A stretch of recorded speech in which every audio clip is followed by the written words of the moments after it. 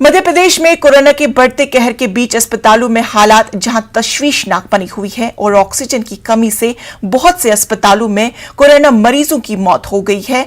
इसके बाद भी मध्य प्रदेश में बड़े इख्तिदार जमात के जरिए रास्ते में ऑक्सीजन सिलेंडर रोककर इसकी पूजा अर्चना करने का मामला सामने आया है।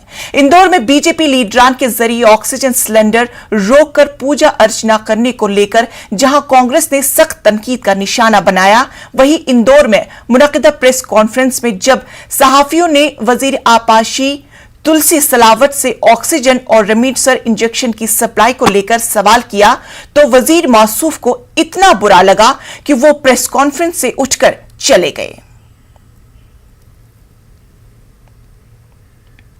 रेमडेसिविर पूरे देश भर में शॉर्टेज है। ये कोई मध्य प्रदेश या इंदौर की बात है। रेमडेसिविर ये नहीं, देखिए इस तरह मैंने जैसे कहा कि पहले ही आप लोगों को भी गंभीरता से बात करना सुनो, ये संकट काल में अगर आप लोग अगंभीर होके कहेंगे तो बात करेंगे आप लोगों को, मतलब आतिफ भाई देखो मेरा हाथ जोड़ के निवेदन, सुनो मेरा आतिफ भाई हाथ जोड़ के निवेदन है, ऐसे समय हमें आपका साथ चाहिए।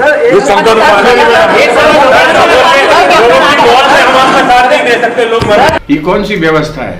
इस अराजकता पर कोई तो हो व्यक्ति इस मध्य प्रदेश में जो जवाब दे। किनके हवाले है ये मध्य प्रदेश की व्यवस्था?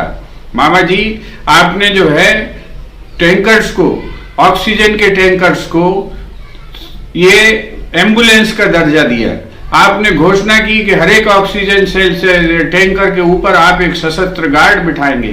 फिर ये भारतीय जनता पार्टी के ये बावले लोग कौन हैं जो टैंकरों को रास्ते में रोककर उस पर जो है गुब्बारे लगा रहे हैं, उस पर माला चढ़ा रहे हैं, नारियल फोड़कर उसकी पूजा कर रहे हैं और घंटों व्यवस्था में व्यवधान पैदा कर। कोरोना के इस हैबतनाक दौर में